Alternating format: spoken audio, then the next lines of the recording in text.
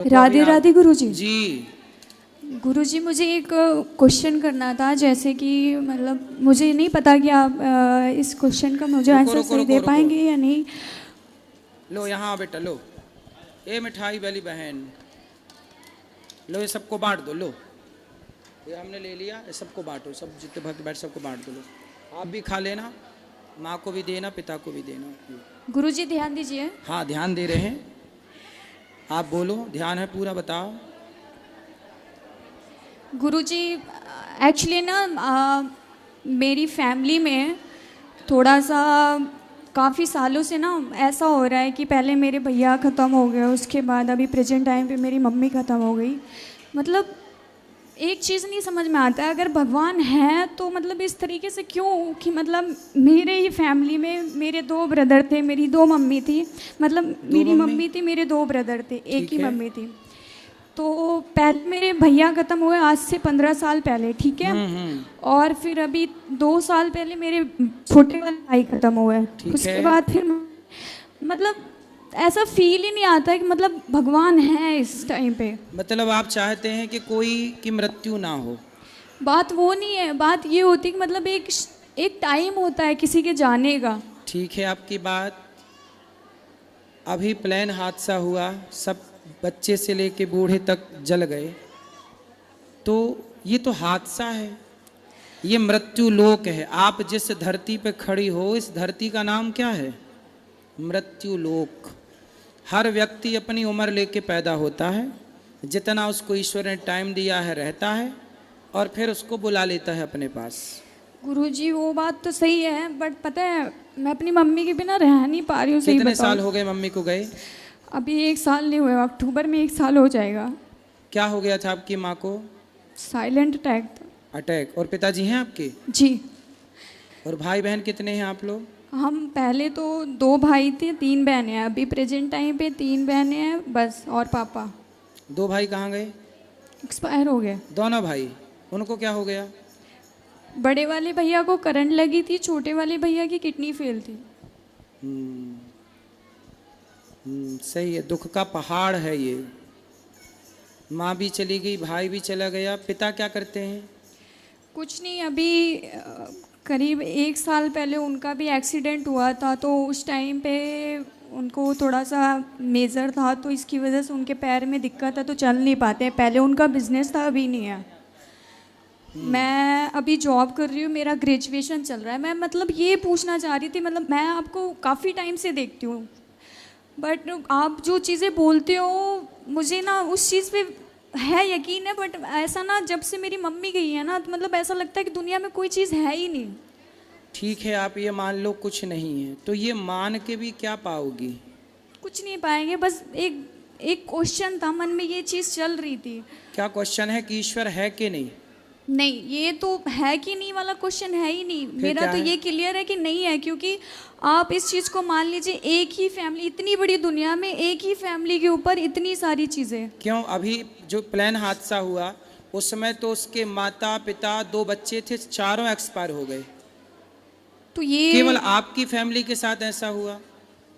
आज ही सूचना मिली कि एक बस खाई में गिर गई, उसमें 10 लोगों की मृत्यु हो गई।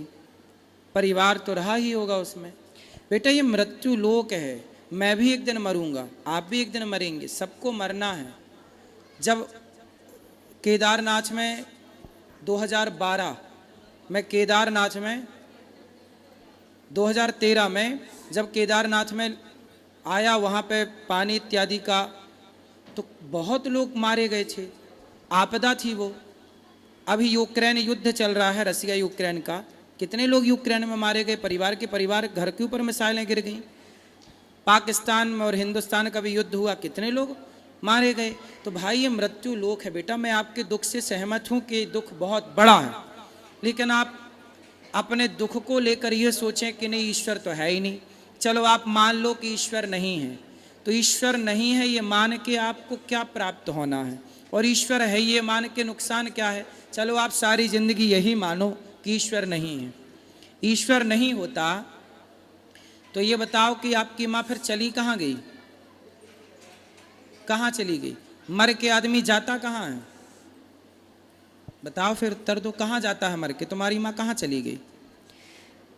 लोग कहते हैं कि मतलब जिस टाइम पे उनका हुआ था तो ये चीज़ मतलब बोलते थे कि वो उनको स्वर्ग मिल गया, अब उनको इस योनि में जन्म नहीं ठीक मिलेगा। है, ये बताओ मरने के बाद आदमी कहाँ जाता है? आप अपने दिमाग से बताओ, कहाँ जाता है मरने के बाद?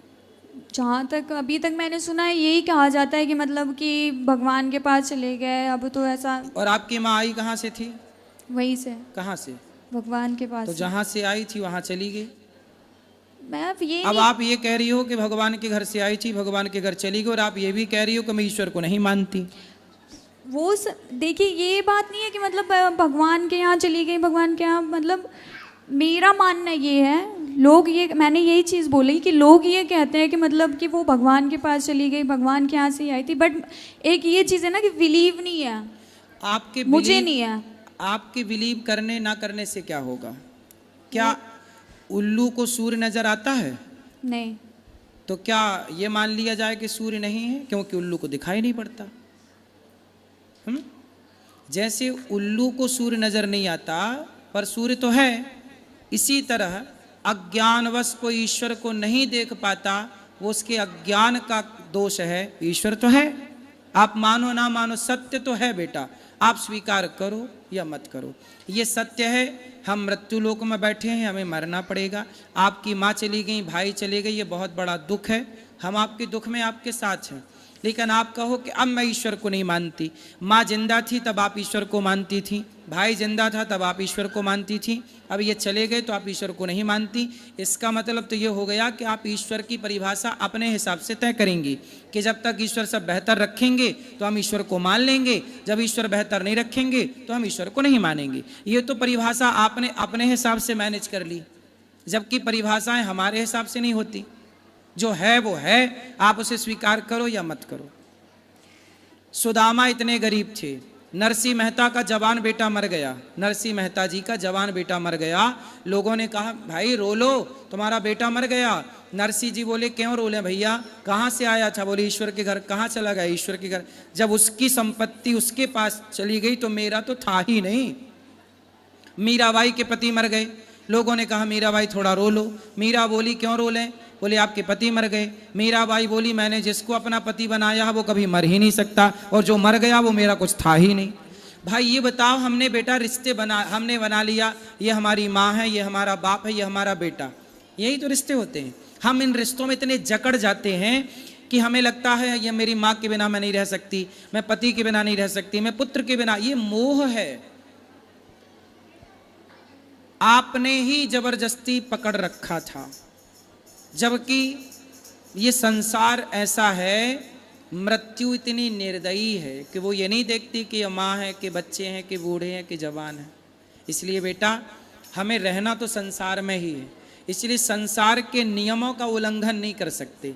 संसार में नियम ये है कि ये सृष्टि चल रही है, आपने घड़ी पहनी है तो उसे किसी ने बनाया होगा तब तो आपने पहनी, कोई बनाने वाला होता ही नहीं तो आप घड़ी कैसे पहनती?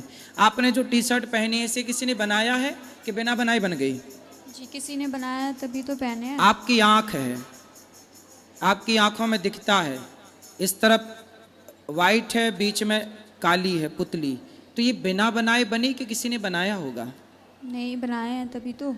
फिर तो जिसने बनाया है आपको वो कौन है? आप भी तो बिना बनाए नहीं बन सकती थी ना, आपको किसने बनाया है बताओ? भगवान। फिर जिसने आपको बनाया है, आप कह रही हो कि मैं उसे नहीं मानती, केवल इसलिए नहीं मानती क्योंकि मेरी माँ चली गई, क्योंकि मेरा भाई चला गया। ठीक है, वो दुख है, दुख अलग विषय है, पर सत्ता को नकारना ये तो अलग ट्रैक पे आप चली गई। सुदामा इतने गरीब थे, आज सुदामा की तरह कोई गरीब हो तो वो तो यही कहेगा मैं ईश्वर को नहीं मानता, मैंने तो इतनी भक्ति की, पर क्या मिला? सुनो, द्रौपदी को जानती हो? जी। कौन है?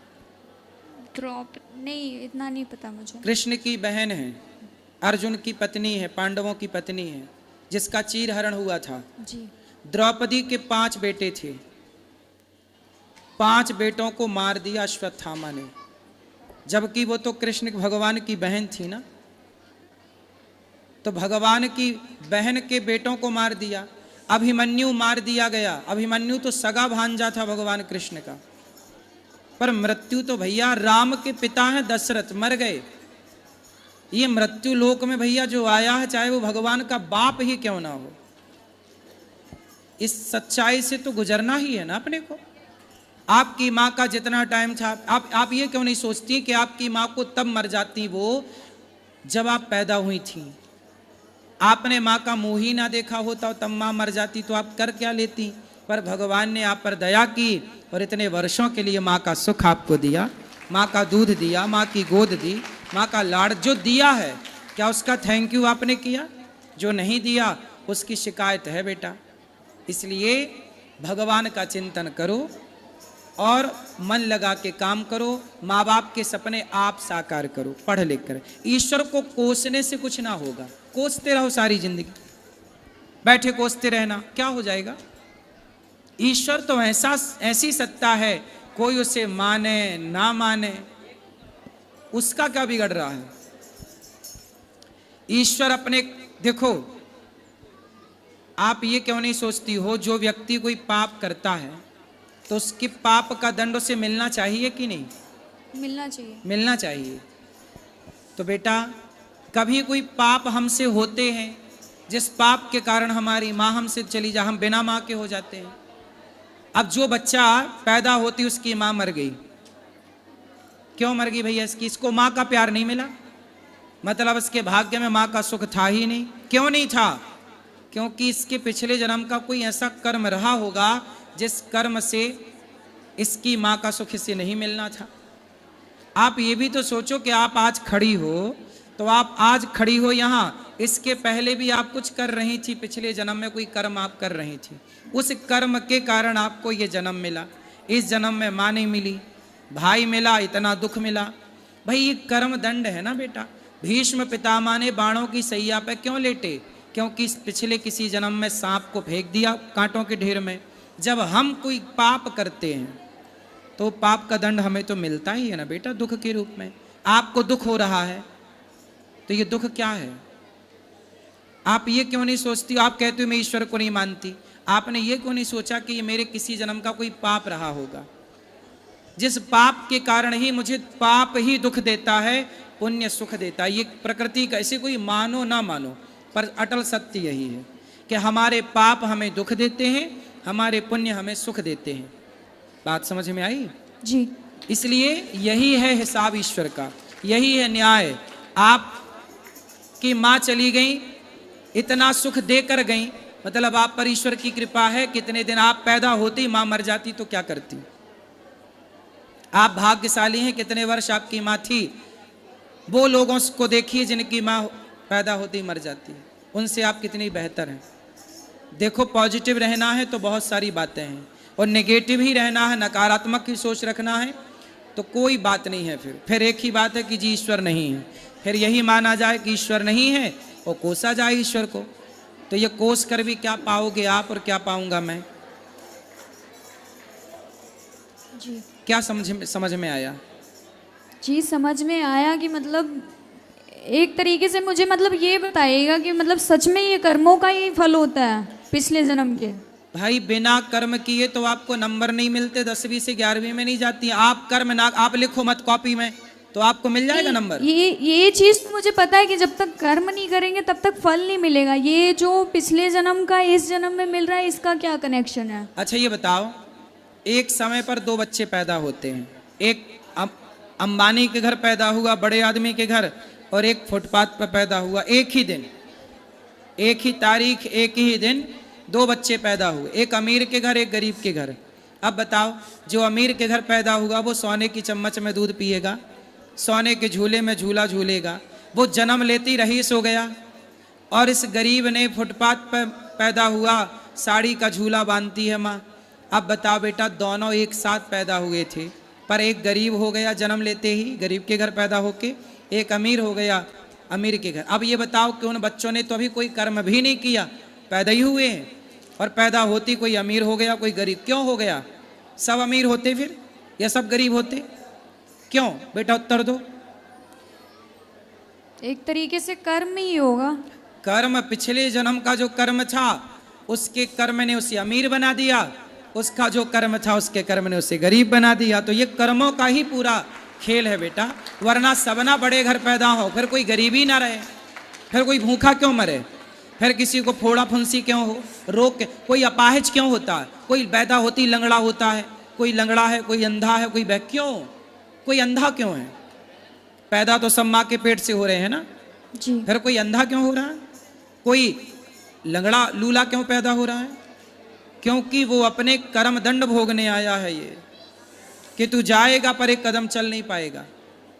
ये कर्म दंड है बेटा। पिछला जो हम आपको आज सताएंगे, एक बात बताओ, आज हम आपको सताएं, पकड़ के मारें और पकड़ के आपको आग में डाल दें, जिंदा जलाएं और आपके साथ दुराचार कोई करे, अब बताओ जो हम आपके साथ गलत करेंगे, हम आपको सताएंगे, आपको आपका खून बहाएंगे, तो फिर हमें सुख मिलेगा? नहीं।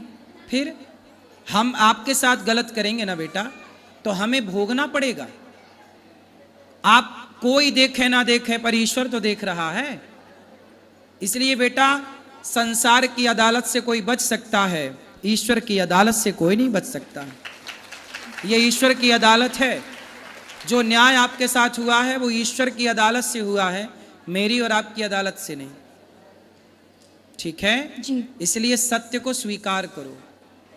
समझ में आई बात? जी समझ क्या गई। समझ में आया? ये समझ गई कि मतलब जरूर उस जन्म में मैंने कुछ ऐसा किया था जो इस जन्म में मेरी मम्मी मेरे से छिन गई। हो सकता है कि ऐसा रहा होगा कि उस जन्म में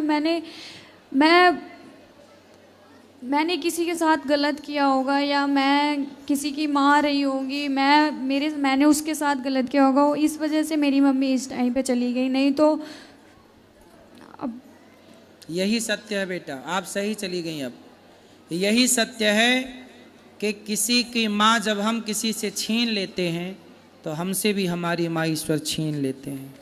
जब आप किसी से किसी का बेटा छीन लेते हैं तो ईश्वर आपसे आपका बेटा छीन लेते हैं। ये तो प्रकृति है साहब, गोल है, लौट के आएगा, आज नहीं तो कल आएगा। इसलिए यही गुरुजी, सत्य है।